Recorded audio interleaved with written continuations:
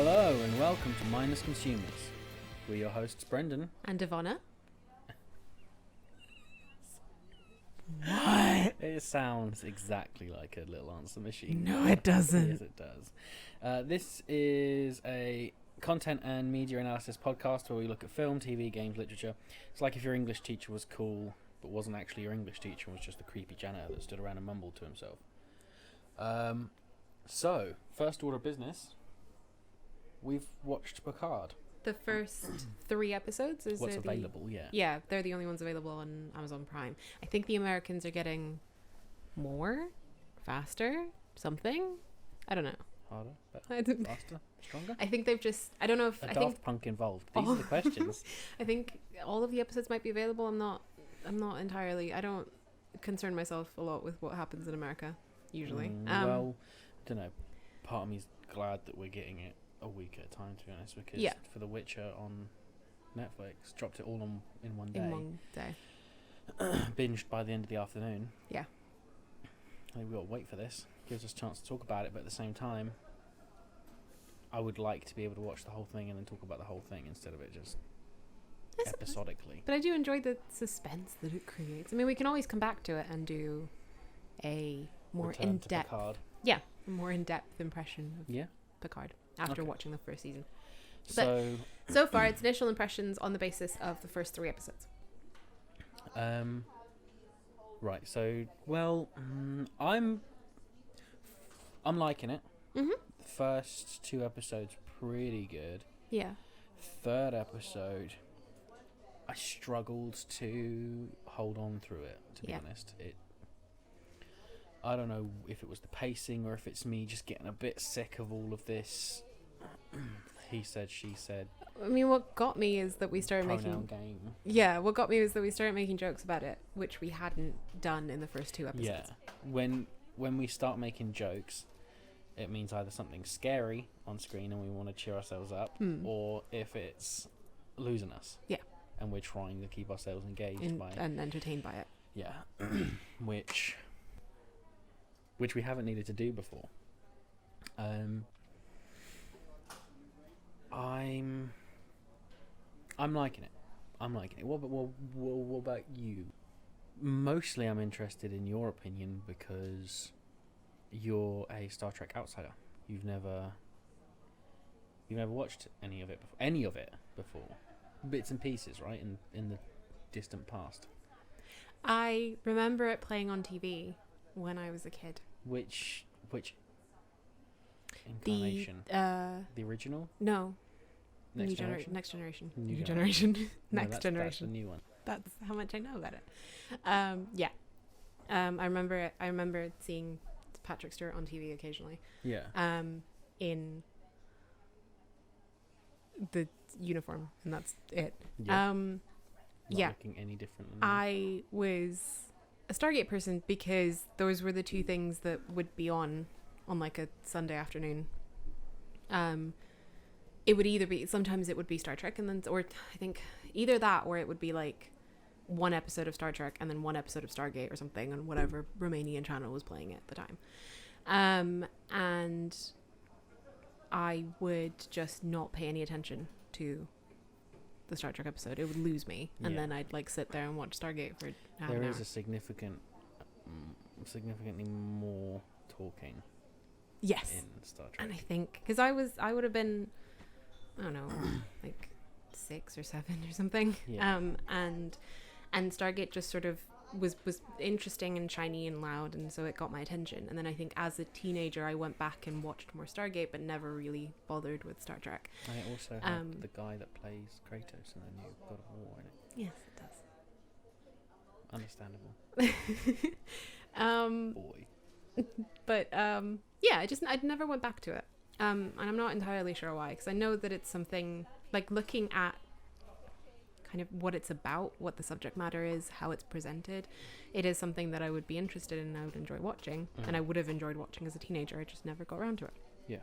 So I did want to see Picard as an introduction to Star Trek, to be like, oh, well, then I can see something modern where I'm not going to bother too much about the effects and you know the dialogue being annoying or cheesy, because it's more modern. And then that would get me into the series, and then I'd want to watch the rest of the other seasons and other series related to it. There's only a within the couple universe. that are actually really worth watching. Yeah. Third season in. Mm-hmm. After that, it's really good. Putting Yeah. Deep Space Nine, I heard was really, really, really good. Mm-hmm. Discovery, I heard was alright, but I could not get that far into it before I just lost interest. Was Discovery the one that was like a spin-off? Yeah, it was a prequel. Yeah. It was set before the original series. No, see, so reviews that talk about Picard don't paint Discovery in a great light. They're like, oh, Discovery wasn't a good idea. Picard is, but Discovery wasn't. Is the general census. Yeah, Consensus? I Consensus. couldn't get super into it. I don't know why. Mm-hmm. There was a lot that just lost me. Mm-hmm. Characters and things were happening, and I don't know. I can't. This isn't a dissection of Discovery, yeah. or Stargate. But as a newcomer watching Star Trek, Mm-hmm. Picard, Mm-hmm. you like it? I liked it. Yeah. Yeah. What did you like? Well, the politics were interesting, which is why I think that I would enjoy going back and watching the original work. Yeah. Because I do like the intrigue and the space politics and the discussions about what's legal and what's not legal to do, what you're allowed to do, what's appropriate and what's morally correct, and how different Every Star Trek episode is about that, yeah. Pretty and much. and how different races interact with each other, different races and different species interact with each other, and the difficulties, not only because you don't really have a language barrier, obviously, because it's the future and everyone talks the same language, but or at least everyone's got like some form of translation device. But you have issues with like cultural differences, and how all of Star Trek. it was like it's interesting. It's what I like about other sci-fi. It's what attracts me to other sci-fi, whether it's shows or movies or books or games. It's what's attractive about Mass Effect. It's it just but You could probably draw a loose comparison. what between Star- Star Trek and Mass Effect? Probably. I mean, I would imagine that it's been inspired by it. Yeah, I'd say a bit more than Star Wars. Yes. But I don't get that. So I did grow up with, like, because I've been more of a Star Wars fan, obviously, than I've ever been a Star Trek fan. Growing up, there were a lot of comparisons, and I was exposed to that idea where people were arguing about whether or not Star Wars or Star Trek is better, and they're nothing alike. And I've always thought that, knowing very little about Star Trek, I was still like, they're nothing alike. Apart from one being a show, and the other being a collection of movies, a saga. Space opera. Star Wars is a space opera. It's a fairy tale But set with in no space. singing. It's not what space opera I means. know. But it's a fairy tale set in space. It's got a clear hero and a clear villain and a clear hero's arc, whereas Star Trek is so much more complicated. Red is bad, blue is good. Yeah. George Lucas, you genius. Whereas Star Trek is so much more complicated and nebulous, and everything's a morally grey area thing, and we can't get involved in anything. But I think that, so I don't know how well, this is more of a question for you, how well Picard captures that and takes it forward and modernizes it. But I think that, if the previous stuff, the original source material, is like Picard, then I'd really enjoy watching it. I liked it. The older stuff was a little bit more. Was a little bit more, cheesy. Yeah. But it was the late 80s, early 90s. Yeah. So it was gonna be. But it did. I don't know if it's really my place to say that it clumsily tried to tackle a lot of those big questions of how we should treat other people and what's morally right and wrong opposed to what we are paid to do. And why stuff. clumsily? Because it's a space show. Okay. It's difficult to... Back in the old show, it was difficult to draw any real comparison to real life. I mean...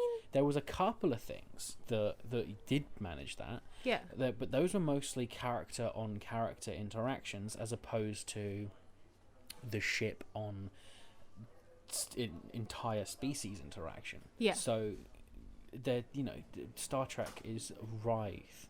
Is that the right word? Rife, thank you.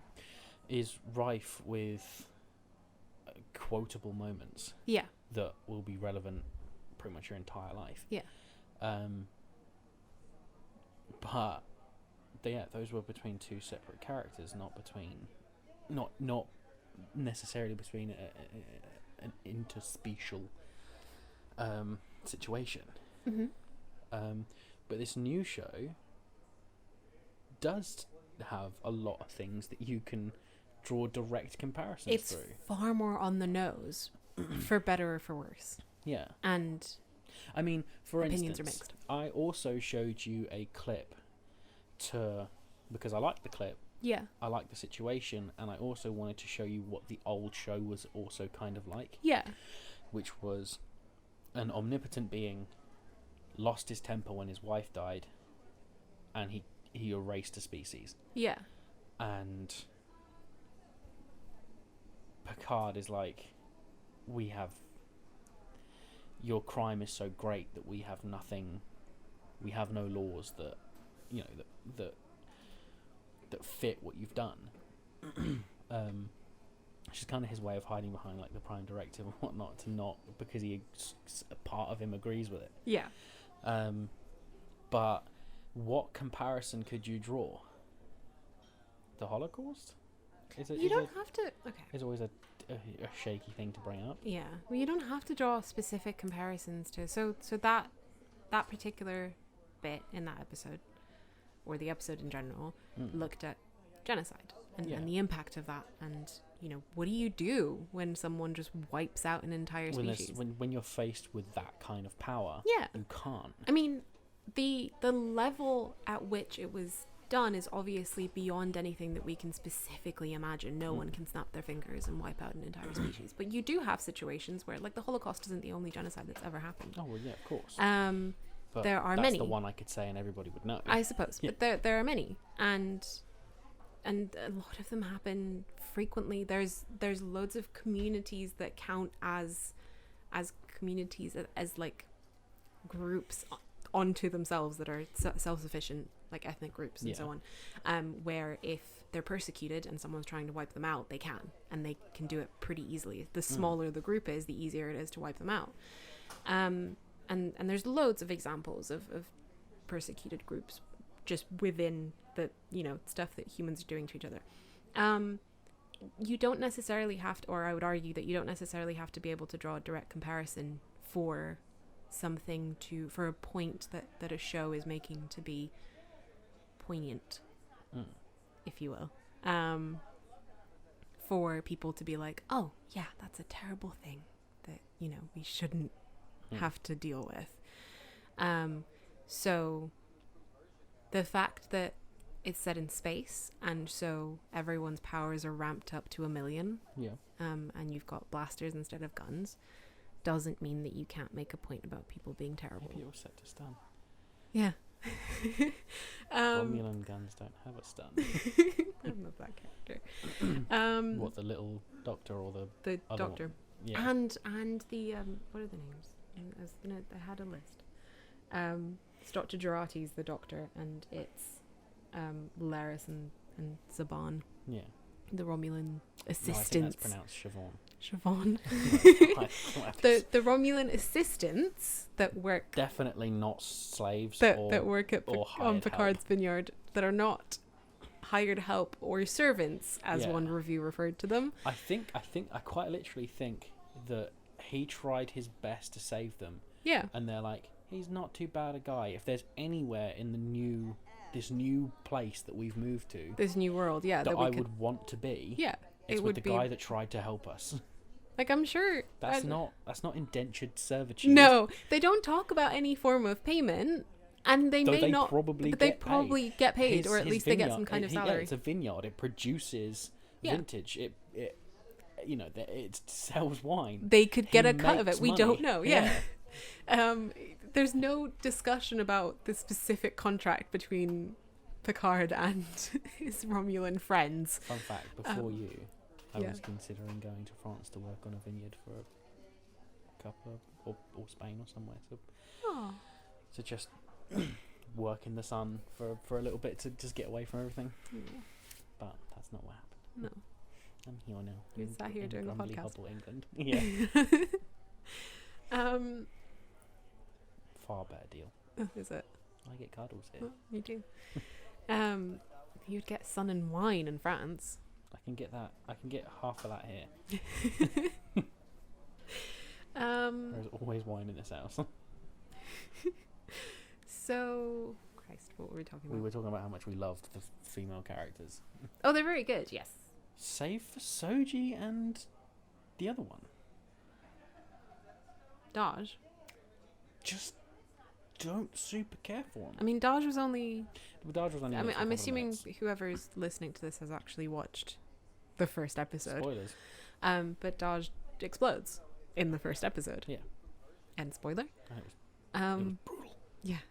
So, but yeah, and she wasn't really on there. It's unclear how different they were personality-wise.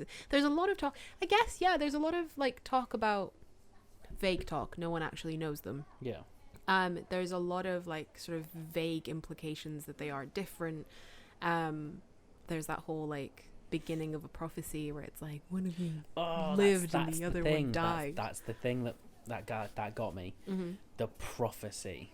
Well, I mean, it was a fortune-telling thing, I suppose. I don't know what it was, but you know how I feel about prophecy. That concept of, oh, they've got different coloured eyes, or they've got No, but you should the have. most fantastic hair. You should have known that it was a prophecy-based type deal when, in the first episode, Picard dreams about a painting and then links it back to a painting that Data's already done. I have watched chunks of Star Trek Yeah. throughout history, and they never lent into that kind of thing. They had at most in what they had in regards to omnipotence or supernatural Yeah. were things like that guy that wiped out the entire species with his mind, Yeah. or the Q continuum, Yeah. which I mean, they mentioned that in the recent episode that he made first contact with the Q, who were a race of like hyper omnipotent beings, Yeah. like next level omnipotence. Yeah. And they, even that came down to some level of distant, crazy, kooky science. The scientific non-kooky prophecy explanation is that someone just saw the painting. Yes. And the intention was to make...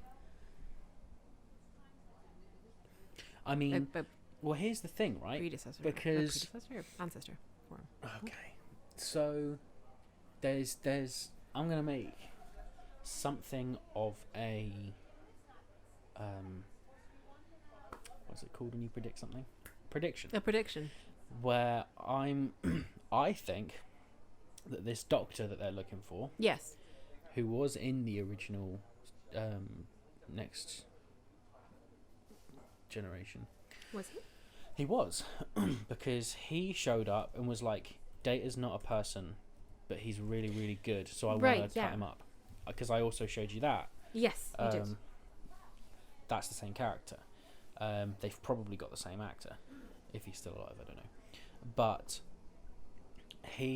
I would bet, because he had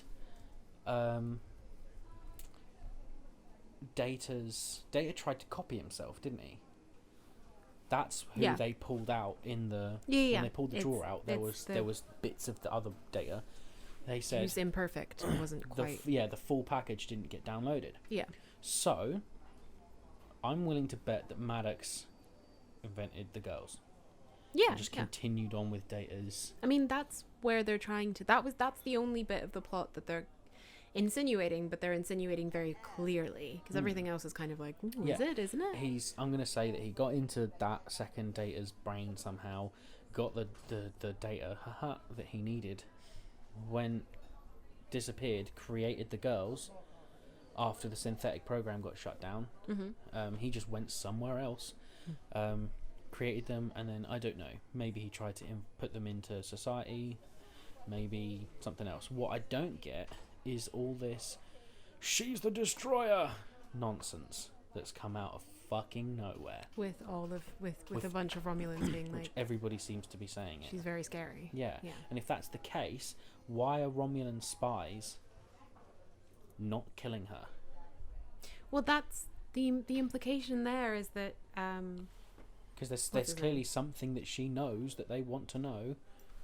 Yeah, but the implication there is that Narek is specifically trying to get more information out of her, because he's aware that she doesn't know all of the data that's that's essentially stored in her mind, and that it's certain trigger actions and points and phrases and whatever that set those memories off.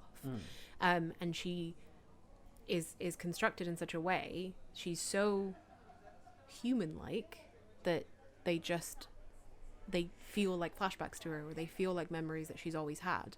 She doesn't, once she gets a memory or once she gets a bit of information, she doesn't realize that she never had it before. She had that moment of reflection, Soji did, because Daj is dead. Soji had that moment of reflection in the third episode, where she was like, I didn't know this before.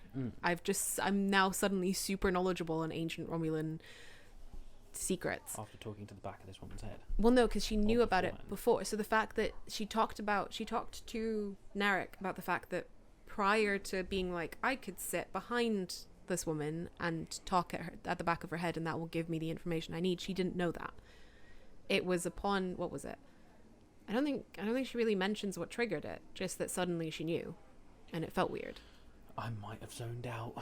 Okay, yeah. So there's like a conversation that they have where she's like, I just knew, because her supervisor asks her how she knew, and she's just like, I just got access to some of the files. She asks, she gets an answer, which is not. I don't think it's true. I don't think people are nice to her. I think she's got access to files, and she doesn't realize she does, because she talks to a hologram of her mum that very clearly looks like it's not real. It's not real. It looks like a face that someone's put together, and I don't know if that's intentional. I'm assuming it's intentional, because everything else looks fine. She blacked out after doing so. Yeah, she did. Which was, they didn't address in this episode, I don't think. No. But yeah, it very obviously, like, her mum's hologram doesn't look like a real person, and I don't think that that registers with her. No. Because the mum also lied. Yeah. How is Daj okay? Yeah, I just spoke to her. Fine. She's thinking about getting a puppy. Yeah. Or something. And then she passed out. It's like, well, that's not what happened. So something suspicious is going on. Something which sneaky has sufficiently caught me. Has it piqued your interest? I'm interested enough to keep watching. Right. So this is to move on smoothly to our other talking point. Well, the very fact that you drew attention to that sort of thing is not that smooth anymore. This was one of the things that was mentioned, that so this takes us on to our next talking point, which was the idea of info dumping. So some reviewers saying that there was a lot of information just being poured out in the first few episodes, and they're speculating it's mostly for the benefit of people who haven't seen Star Trek before. Yeah. And then that's contrasted with certain bits of important detail being purposely kept from the audience. Yep. So you can get different little gotcha moments. Well, how did you feel as somebody who's just first time? Did you feel sufficiently caught up Do you have a general idea of what the heck is going on? Yes. Well, I felt sufficiently caught up to like the lore. I felt like Yeah. I got all of the information I needed to be able to comfortably watch it without being like, who's that? Who's that? Who's Yeah. that? And I didn't feel like, I felt like, you know, you have some Easter eggs, you have some mentions of things that happened in previous series and characters that existed and did stuff in the Next Generation and stuff after. But it's not a constant like carousel of just old characters coming back and Yep. Little bit. what is it? No. No, because Agnes Not Jurati's yet. new. Zhaban and Laris are they new? Mm-hmm. Yeah. Dodge and Soji are obviously new. Everything in the Narek. last 14 years is new. Yeah. I think it's just because I've seen trailers, Right. so I know that they do. Oh, in they fact will start bring- doing that. Yes, Yeah. but to begin with, as an introduction, I don't feel like I'm just being pushed into something that's an exclusive club for people who've watched other Star Trek stuff. Yeah. You know, I don't feel like I'm being paraded around all these characters that everyone else knows super, super well, and I'm trying to get to know, or that I'm playing catch up in some way. Done that, actually. Yeah, so it's done very well in that sense. I don't think it was an info dump. I wasn't overwhelmed with information. And I don't want to be rude, but we talked about this with regards to The Witcher in a previous episode, that there were some criticisms about how the timeline worked and how it was very complicated, to which the creator was like, you should just be a little bit more smart. You should just be a little bit smarter about it, or just a little bit more like include more critical thinking. Include more critical thinking and analysis in the way that you consume media and the way that you consume TV shows. And I feel like any sort of complaints about there being too much information in Picard, especially if we're talking from the perspective of someone who hasn't seen Star Trek before, is a complaint that isn't really founded. It's one of those things where I just don't want to think about stuff when I'm watching TV. It's like, all right, then don't watch this. As somebody who has seen chunks of Star Trek, I didn't feel that either. Yeah. I didn't feel like it was an expository overload. Yeah. And that they were just jamming as much as they could into the first 3 episodes before they got to space. Which, perhaps it's that I had to wait a week and then it was sort of all condensed into an episode. Yeah. But it felt like just actually getting into space was really quick. Yeah, it did. I don't think it actually was. I think it took 2.5 episodes to actually pull off. To get, yeah. They could have done it in the first episode. Yeah. They could have just been like, bam, he gets a team together and he's in space. Yeah, or he just, a ship. Yeah. Like a lot of other shows do. He's just got a ship in his backyard that he's kept there, and it's really rusty, but it will do. Which, yeah, I enjoyed the idea that, you know, he's 94. He doesn't have a ship. Starfleet doesn't want him anymore. He's retired. And no, he can't just waltz into the headquarters and demand a ship. From a woman with the ugliest lipstick in the world. Oh, hey, come on. It was badly applied. Half of it went up onto her face. She's a very powerful woman. She Needs can wear to- her lipstick however she have wants to. white hair and vibrant red lipstick to dictate that she's old and a dick. And a powerful woman. Yep. Okay. So it wasn't an info dump, but was there an issue with what information is kept from us and the air of mystery that it's trying to build? Because there's a bit from Vulture. Yeah. In an article that reviews the first couple of episodes, that says that Picard is still struggling to effectively combine its threads about an even more secret Romulan police force hunting synthetic life forms, the rot at the heart of the Starfleet, and Picard's own haunted nature. The show seeks to pull together notions of mythology, personal lore, and futuristic considerations of very modern problems, but often trips over itself in the process. And then the reviewer is like, a lot of it was, there were a lot of moments where he was lost, or the show lost him, and then there would be like a moment that would spark his interest again. Okay. Yeah. Possibly. God, that's tough. See, the amount of times that I would have seen the writers found their footing 8 episodes in, or something. Yeah. I've not been watching it with that immediate expectation that it's just going to be a hit straight off the bat, and it's going to be perfect and hold my attention every second. You've got to stick with something for it to sort of pay off most of the time. Yeah. To be honest, it pretty much got me in the first 2 episodes. I don't know if that's because I got a massive chub on for Patrick Stewart. Yeah. Or sci-fi in general, but I was always planning on watching it, if not just to see 7 of 9 again. Yeah. But no, I don't really necessarily. I only really agree with that in this last episode. That there were chunks that it was losing me, and then something would happen, then I'd come back. But on the whole, I was only really interested in what Picard was doing. Yeah. I didn't much care for Soji's little adventure in the Borg cube. Right, but then that's the thing. So there's another bit of this article that says it's hard to see how the dual plot lines of Soji's life aboard a disconnected Borg cube being studied by the Romulans, and Picard's quest to find her. She goes to Paris and has a culture shock. And Picard's quest to find her can be brought together cohesively. They feel like ill-fitting puzzle pieces being forced together. Yeah, a little bit. Yeah. I know that the writing is, I know that it's all written already and has already been filmed already.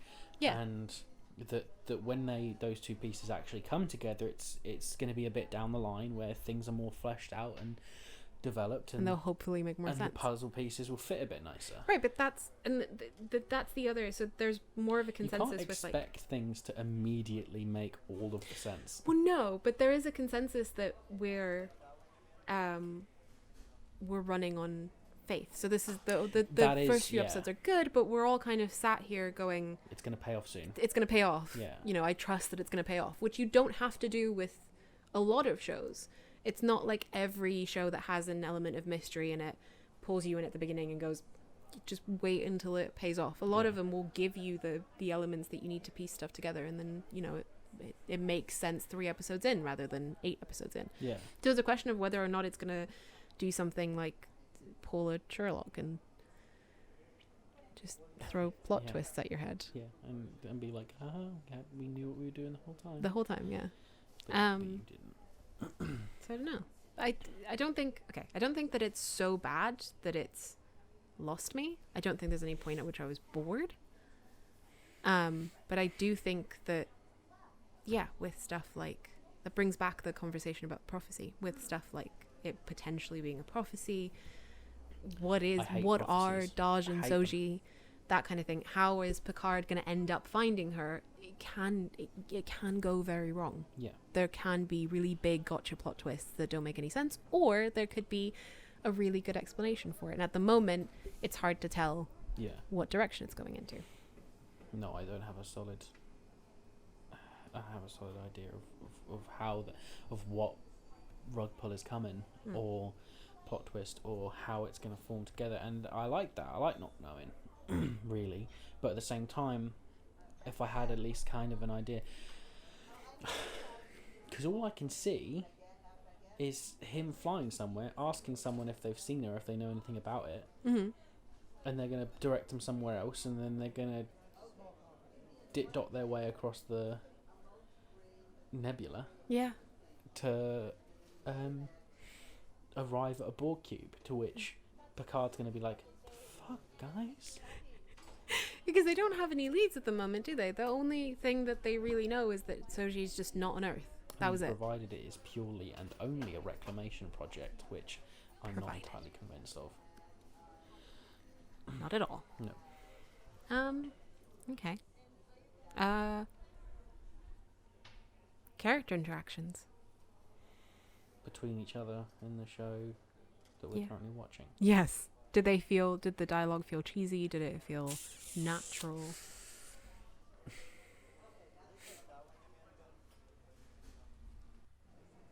Everything between Picard And everyone else. And it's definitely not servants. Yes.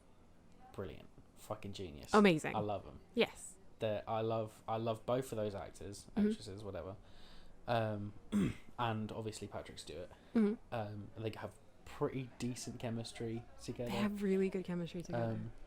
And I have a really good time every time that they are. That's Jamie McShane and Brilliant Orla actor. Brady. Fantastic actors. And their interactions with Patrick Stewart, they're very, very good. Yeah, they bring this little element of comic relief. And are they a couple? I don't think they are. I don't know. They? I don't think so. They've just known each other for a very long time. Sounds like it must be. But I don't know necessarily. But that at the they're a same couple. time, if they told us that those two were married, That would make sense. Yeah. I'd be fine with it. Yeah. I don't know how much more of them we're gonna see though, because they didn't go with Picard, did they? Yeah. They stayed at the Vineyard, and I will mourn that loss. Yeah. But we'll they were see so them good. again. So far, best characters. What didn't make sense was, I mean, it made sense, but it felt cheesy and rushed and a bit stilted. Is that the right word? Was the interactions between Narek and Soji. Yeah, just oh my god. He just shows up, flirts with her for 2 seconds. We should fuck. Yeah. Like immediately. Yeah, I remember. It was. She didn't know him before then, did she? Like I didn't. No, he walked up, introduced himself. Yeah. Was like, oh well, you have enough time. You have enough, shit dealing with broken things. Yeah. Why would you want me? And she's like, I do want you. I want you right fucking now. It's like, oh my god. Oh my god, dude. It just immediately went off the rails. That was the most forced thing in a show I've ever fucking seen. Because he is... He's not doing it for me. No. Sexually. Not a lot of things do. No. I'm very picky. But that whole thing wouldn't work for me. Maybe he knew that pickup line would work. Maybe It was her trigger phrase. Maybe he has been watching her for a while, seen that she actually does have a huge thing for broken stuff, and that was his in. There are people who have that weird hero complex. Sleep with me. Yeah, but I don't think anyone's like unless you're slightly deranged. I think the setting is usually what determines the context and the setting is usually what determines how quickly you sleep with someone, I would imagine. I don't know much about it. But like, because if you meet them in a context where you're looking to find someone to sleep with, then a shitty pickup line is still, it's a pickup line, whatever. That's your intention. She was at work. Yeah. I mean, I know she lives where she works, but she was at work. She wasn't. She was off work. She was off work. She just clocked out. Yeah. I don't think when I was single that if I just walked out of work and someone walked up to me and was like, oh my god, I've heard so much about you. Yeah. Oh god. I don't think I'd be like, but you wouldn't love me because I'm mental. It's like, but I do love you. I'd be like, oh no, I'm taking you home right now. Yeah. No, I don't think that's how anyone does things. I don't think that's how anyone does anything. No. No, it was one of the most unrealistic. If it had been like a case of, he had at least 5 or 6 interactions with her before she was finally like, all right, let's go for a drink. I suppose there was no time, but it could have easily been a situation of he didn't have to be introduced. Montaged that shit. We didn't need to meet him at the same time that she did. He didn't need to be introduced to the audience and Soji at the same time. No. He could have been introduced to Soji out like 3 minutes earlier. Or days earlier. And your first introduction with him is 3 minutes in the context of the show. Oh, right. Yeah. But days earlier in the context of the chronology that's taking place within. I meant it could have been done off screen. So the first scene that we see him, he walks in and talks to her, but she knows who he is. And from their conversation, you gathered that, I don't know, he's been hitting on her for like 2 weeks or something. And she's like, okay, yeah, sure. Yeah. Let's go for a drink. Or, that they have some sort of tension because they know each other Yeah. And then this is the moment that you're introduced to him is the moment that he Because gets there would that in. already be a trust there Yeah. that we would inherently have. Yeah. That As opposed to him building it in on like 2 days. Yeah.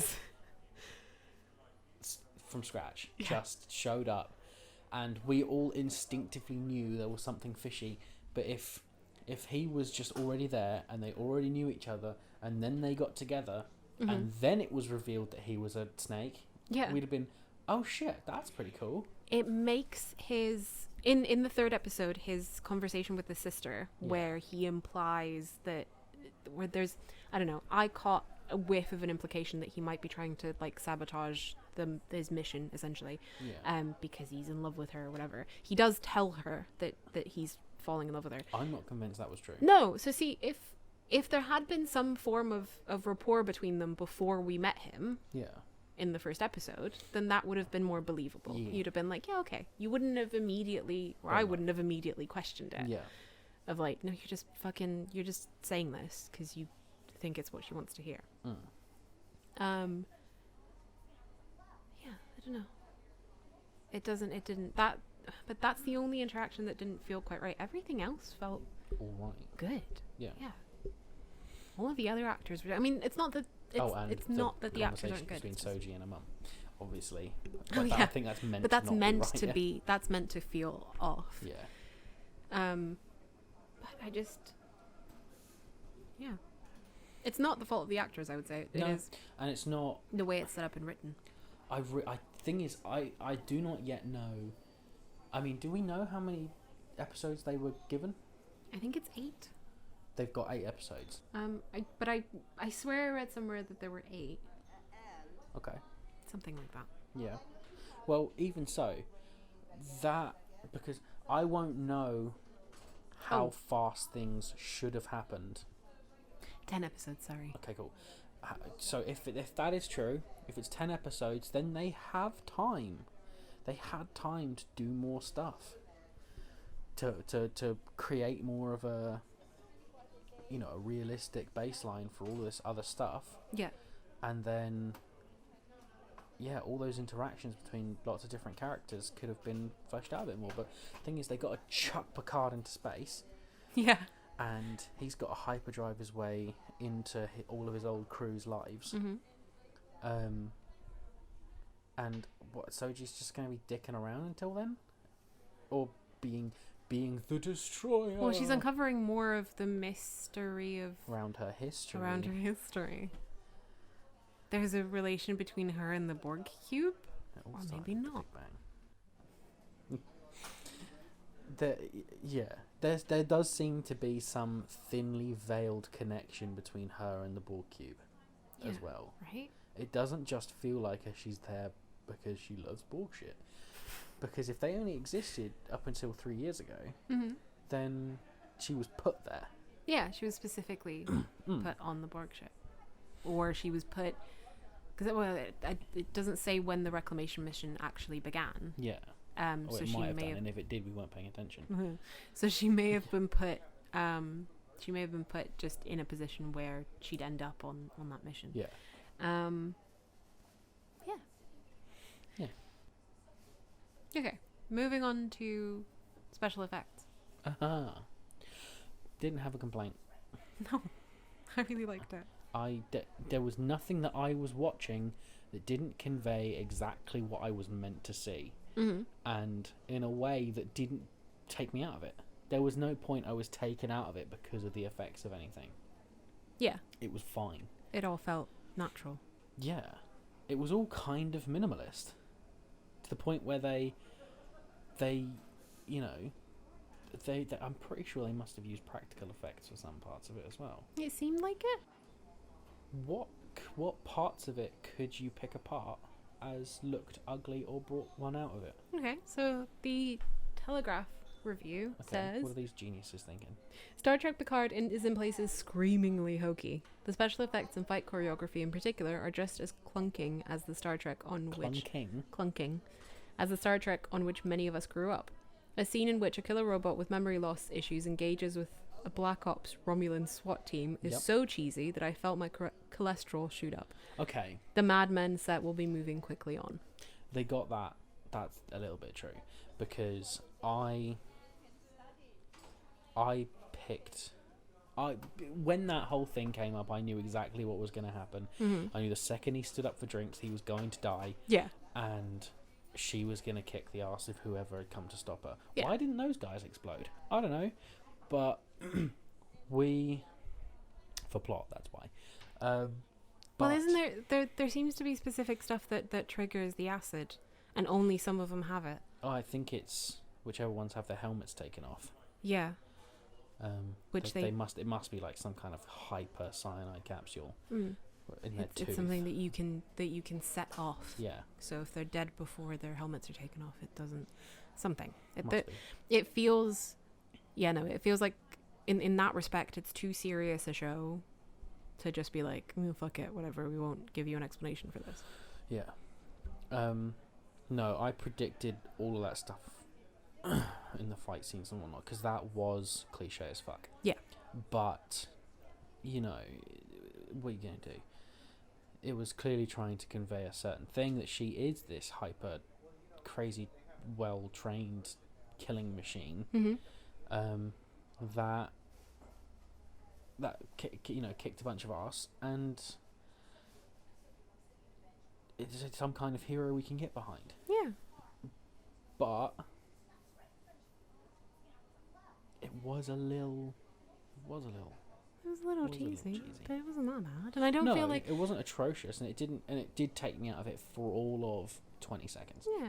I was back in it again after that. I didn't feel like the effect, like her exploding didn't look weird.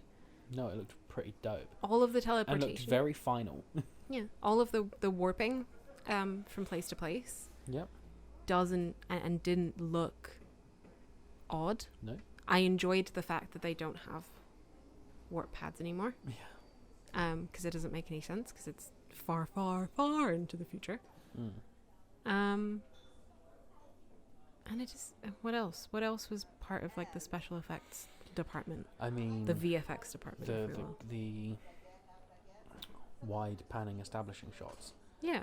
So when we saw the San Francisco Bridge, which had been turned into a power thing, which I think was really cool, Yeah. using it as like a solar power. Yeah, because nobody uses cars anymore.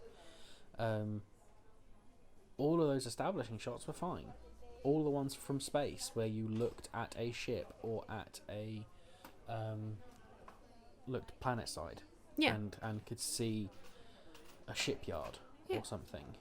It didn't look laugh at all. The only thing that you mentioned was that whole idea of having on the computer screen, having your computer screens be transparent, so that you see through them. I would be distracted by everything going on behind my computer. Yeah. I would need a dark mode. But that's that's a concept thing, so it's like that probably wouldn't work in real life, but it didn't look fake. Looked fine. Yeah. And the androids with their blatantly fake, like their eye colours and their skin colours and all that stuff, which is fine, because they're supposed to look fake. They're not real people. They're supposed to look like fake people. Yeah. I honestly cannot. I can't challenge anything that I saw. Yeah. The choreography was fine. Was it next level shit? No, not really. I don't know. I haven't seen Star Trek, but I wouldn't expect it out of Star Trek. I mean, in the old Star Treks, it was karate chops and people just grappling and throwing each other against stuff. There was never any really I don't know if I saw an outright clenched fist punch in the entirety of Star Trek. So it's an improvement unless it was the newer films. So it's an improvement on the previous stuff. Yeah. Yeah. To a degree. But I also don't expect it to be amazing, because it's not an action show. It's an adventure show, kinda, but it's sci-fi. It falls under sci-fi. And sci-fi, you don't really, if you watch sci-fi for the fight scenes, then got some news about it's more what about you're the watching. sci-fi and less about people punching each other. Yeah. There will be some of that, but I mean, that's true. a lot of sci-fi is more about exposition and events than it is outright about gunfights and whatnot. Yeah, and I Look at Altered Carbon. Look at, I mean, I say for Star Wars. Sorry, yeah, but that has so much more around it, pointing fingers at everything else that's going on. yes, So that you can have an outright fight scene between two people. yeah. But it's just, even if you're looking for fight scenes in sci-fi, Star Trek's the wrong place to look. It's more about talking. It's about It's talking. diplomacy. It's about talking stuff out, Yeah, having some chats. the good shit. Speaking about having some chats. Yeah. The concept. So I thought you were going to talk about dialogue. no. No, I don't know why I linked speaking about having some chats with my next point. Me neither. So the concept of I guess not really the concept of the show, the concept of the first 3 episodes as an introduction into the world, as world building, the idea of having Picard on Earth for 2.5 episodes, most 3, showing you how Earth has evolved. So we mentioned the having establishing shots with stuff like the San Francisco Bridge. Yeah. How was that? And how much does, because that's what I was going to ask, how much does Star Trek The Next Generation and any other Star Trek stuff that you've watched touch on what the Earth looks like in the future? Oh gosh, in the shows, Yeah. it is quite frequently that they are on a 5-year mission or something. Yeah. So they pick a direction and they fly in it. Yeah. And then whatever they encounter along the way, they're research vessels. Yeah. They're for exploration. They're scientists, not soldiers, Yeah. for the most part. Yeah. Though a lot of them are also soldiers, or explorers. Sorry, but it is a navy. But they focus far more on what in the older shows, far more on what the rest of the galaxy or universe is doing, not really what's still crack-a-lacking on Earth. On Earth, yeah. So, in the modern films, it does touch on Earth a little bit. They're mostly just for parts. Yeah. So, 1 and Beyond Yes. have maybe 20-30% is actually takes place on Earth. Something like that. But no, it's Star Trek, not Earth Trek. It's Well, yeah, but I thought it was cool. I think it's really cool. I wish they'd do it more. Which is why I have not been super fussed about Picard getting into a ship just yet. Yeah. But it is Star Trek. It is supposed to be set in space, not on Earth. So this establishing stuff that they've done, it's essentially just like the movies, but stretched out a bit. Starts on Earth. It's first, second, and third act. Yeah. As you'll get in anything. Yeah. The only difference, because this isn't like Dan Harmon's Story Circle, Yeah. which he wrote. I don't know if you've I researched that. No, I don't think I've read about it. Dan or heard Harmon about it. managed to break down TV and or the hero's journey or whatever in general. Oh yeah, because the into hero's a journey story is circle, right. Yeah. where you and then those can even be dissected into the acts, Yes. or from the acts. So you start off hero exists, hero needs a thing, hero goes in search of the thing, shit gets worse, hero learns a lesson, hero finds the thing, hero goes back to the start having been a new person. Oh, but the hero from the circle is events. like It's archaic, yeah. It's been around the for hero's journey. Yeah. yeah, it's been around for as long as things have been around. But all Picard is doing is that whole thing just stretched out. The old show used to be all of that would be in an episode or maybe in a little arc. But this entire thing is going to be an arc. So the whole 10 episodes, of which are like, what, 40 minutes each? About thereabouts, 42. 45. Yeah. Are all just going to be sections along this 3-act story circle thing. Yeah. Which I don't believe Picard's going to survive. You don't think so? I don't think so. I mean, they've been talking about it a lot. Well, they've been talking about that he's got a problem with his brain. Which was established in the previous... episode. And was established in the previous original series. show as well. Well, they said that in time he might go a little bit kooky, but don't worry about it. Mm-hmm. It seems to, whatever it is seems to This be is benign. but whereas the show is really ramping it up. He Yeah. is 94. I don't know if it's necessarily life threatening. I think they just mean that he's going to get just worse. His memory's going to get worse. His temper's going to get worse. Yeah. But there has been like the looming threat of you're going to go out into space and you're 94 and you can't fight anymore and you're going to die. Yeah. You can't run up a flight of stairs. Yeah.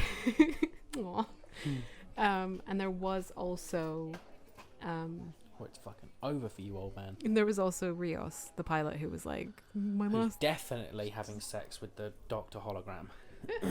And I'm in, even if it is himself, I'm in full support. they're very happily married. It's very cute. It's adorable. But yeah, he was talking about how his last commanding officer died, Exploded over the hull. apparently. Yeah. Hey man, space shit happens. Ominously. Yeah. Which Wait. I'm sure we'll hear lots about. What was... Oh, right. No, you made that joke about in the closing of the 3rd episode about the reason why Oh yeah. Rios's commanding officer died. Engage. And He was he- and Picard was the only one activates not sitting down. hyperspace or whatever, and then Picard does 500 backflips before exploding against the wall because you're supposed to sit down when the ship does that. Yeah. You're not supposed to, but that was a funny joke. Yeah, I like that.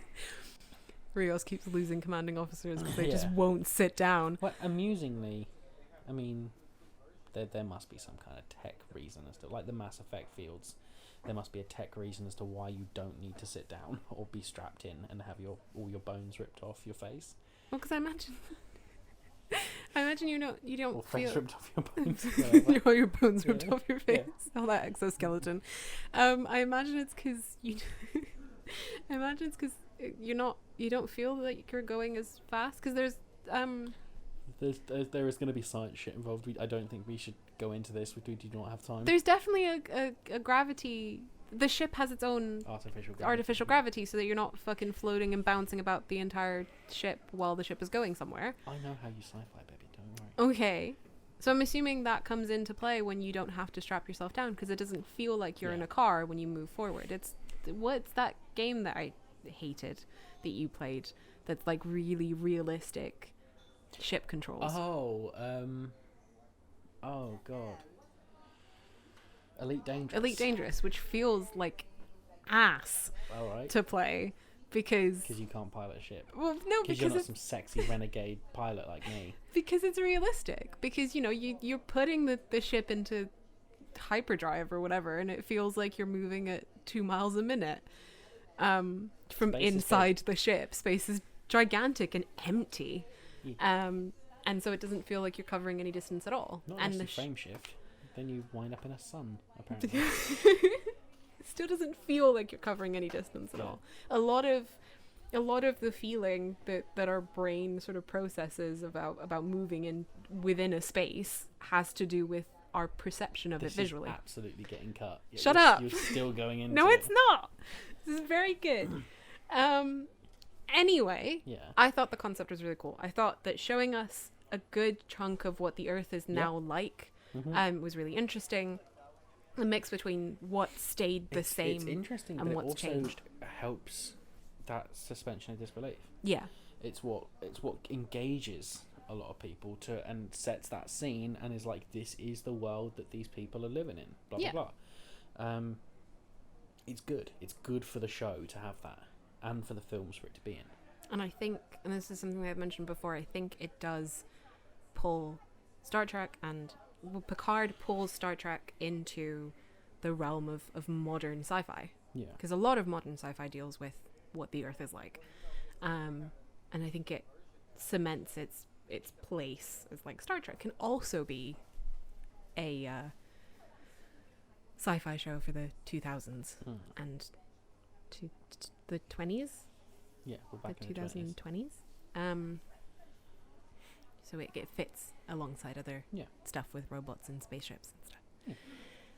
And then finally, our last point was something that we've kind of touched on, or you've kind of mentioned already, the real world significance of the show, of the ideas that the show is tackling, the big issues that it's dealing with.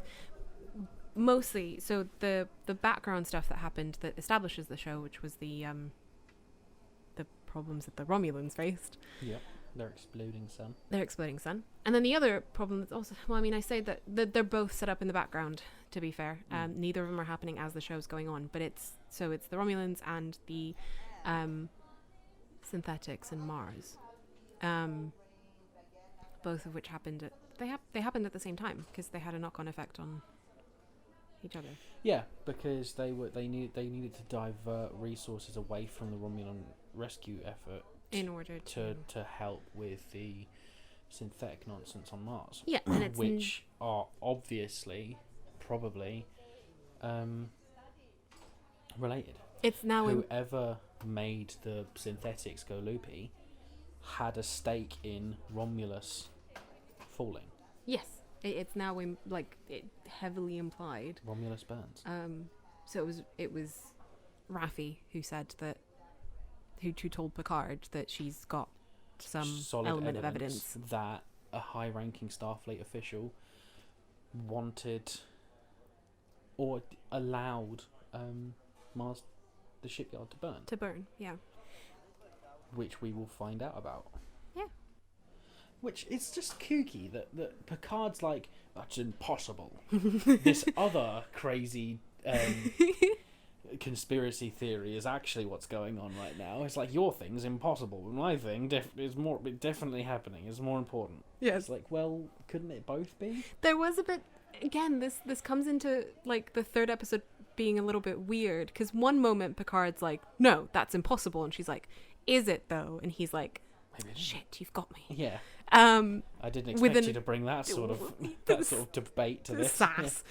Within the span of a couple of minutes, he's like, if that, a couple of seconds really. Yeah. 2 lines of dialogue, he's like, shit, you're right. Yeah. Which doesn't feel natural.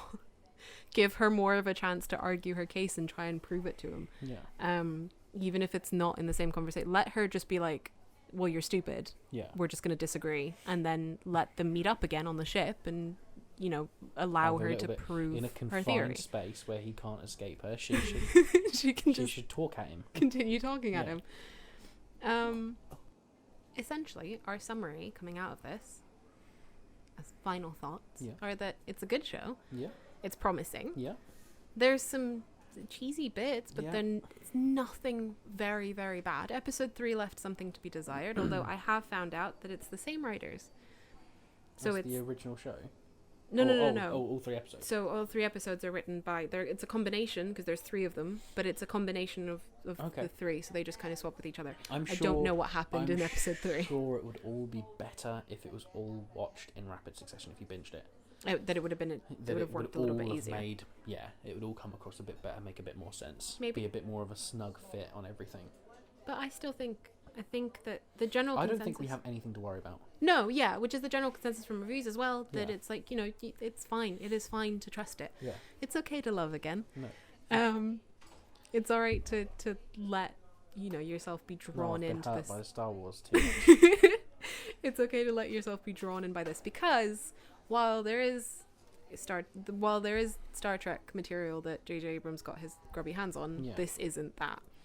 Those weren't too bad. The first and second one weren't too bad. The third one was all right, but okay. Yeah, and what I want to close with is that there's an article titled "I Love Star Trek: Picard's Romulan Murder Mom and Dad,"